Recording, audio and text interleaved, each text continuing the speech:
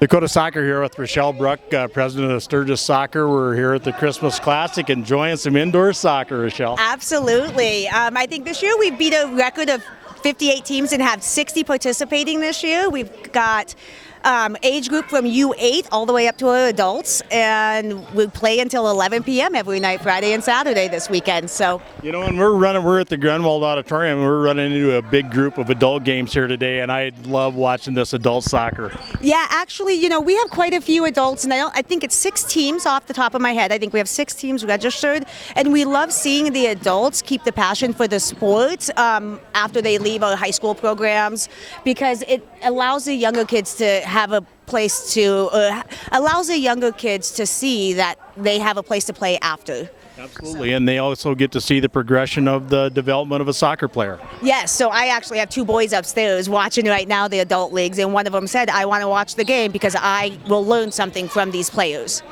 You know, one thing from an administrator standpoint, you know, I know all the indoor tournaments I've ever been involved in, we always take our best refs and stick them in this age category because you don't know what might happen. Yeah, so that's exactly what we do. You know, the adult league is a little bit more intense, a little bit more passionate, so we take our most experienced refs up in there.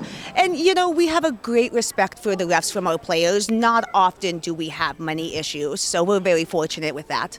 You know, we were talking earlier with some players earlier today about the players coming from smaller towns. We were talking specifically about the Newcastle players and how sportsmanship and integrity is built into every one of those kids. I think they start them at a young age, but I see your kids largely doing the same kind of behavior pattern. Yeah, so with our association, the love and the passion of the sport is always number one. We want to make sure that stays within every player, and then the respect that comes along with the love and the passion of the sport. And the way to do that is we ask our children to help volunteer, our players to help volunteer, and then we ask them just to be around. And if they see younger kids, spend moments with them, or if they see older kids, we ask them to go and approach them and say, hey, how can you help me? It's keeping the community of soccer together, and I think that helps all of the children in all ways flourish, from the passion to the respect.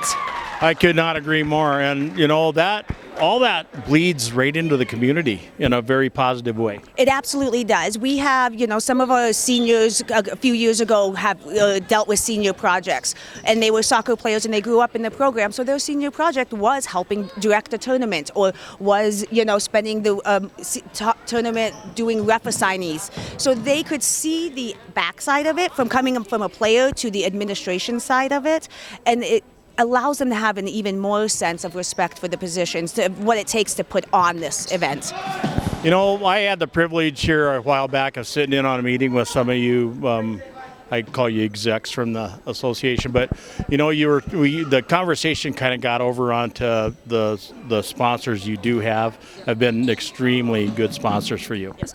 Our local sponsors are phenomenal. We have some amazing businesses and organizations within our community that there are many tournaments that they literally give us the food to feed our refs, and they don't ask for $1, or we've got people who will come help, you know, print stuff off for us.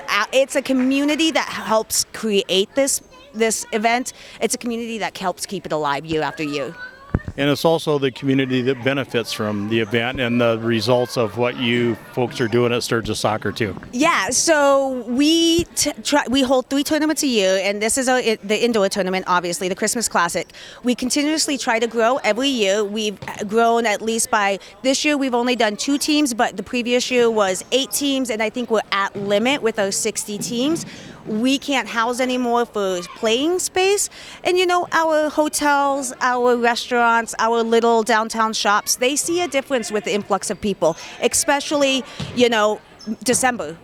Christmas time, we're a little, you know, holiday season, so. Well, you know, in the September tournament you did, in our app, we had Stugis Brewing in there as they sponsored the Where to Eat page, and I was talking with Brian. He said it was like rally there because he attributed most of it because of the app, because he said we're hard to find.